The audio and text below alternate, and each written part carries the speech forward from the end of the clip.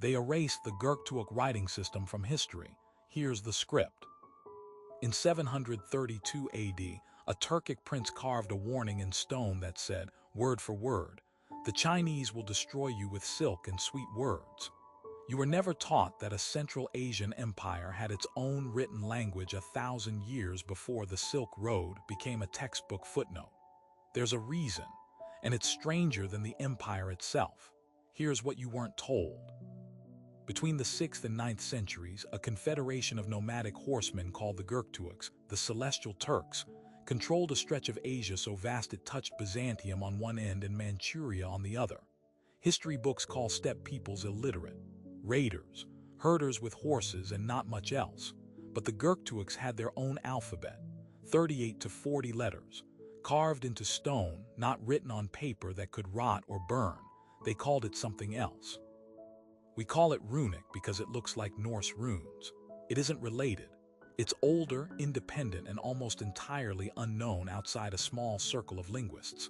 For over 1,000 years, nobody outside Mongolia could read a word of it.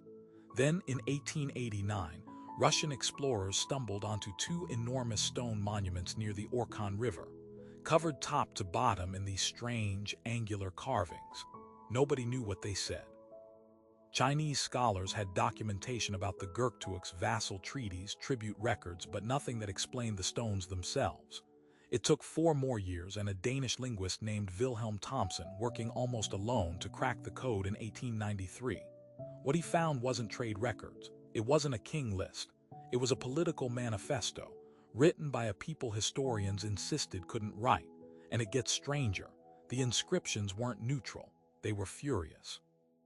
Göktürk Khaganate, the ruler who commissioned them, used his own stone monument to accuse the Chinese Empire directly, by name, of using gold, silver, silk, and sweet words to lure Turkic nobles into abandoning their own people.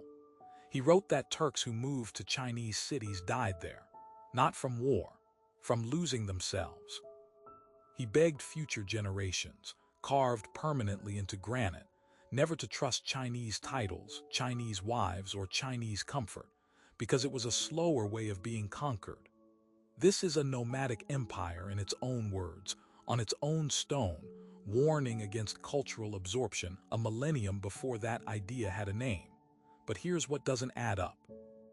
If the Göktürks were sophisticated enough to develop an independent writing system, run a literate bureaucracy, and leave behind political theories sharper than most royal courts of the era, why does almost no mainstream history course mention them?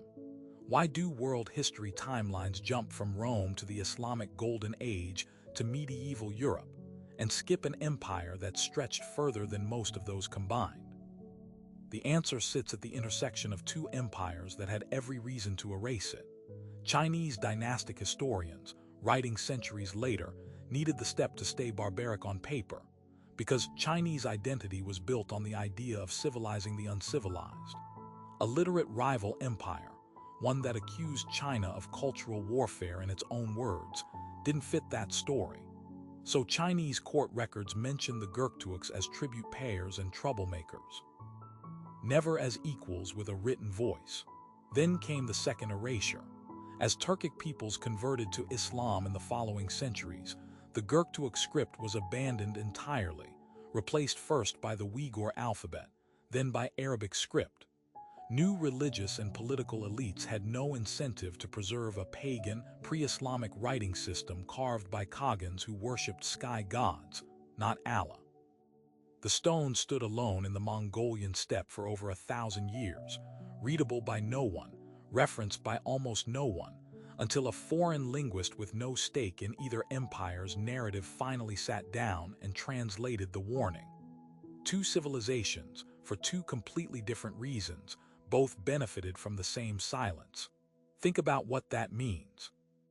If a written language belonging to one of history's largest land empires could be functionally deleted from common knowledge for 1,000 years, not lost, not destroyed, just quietly left untranslated and unmentioned, what else got the same treatment? How many illiterate peoples in your textbook just had inconvenient things to say? The Orkhon inscriptions still stand in Mongolia today, weathered but legible.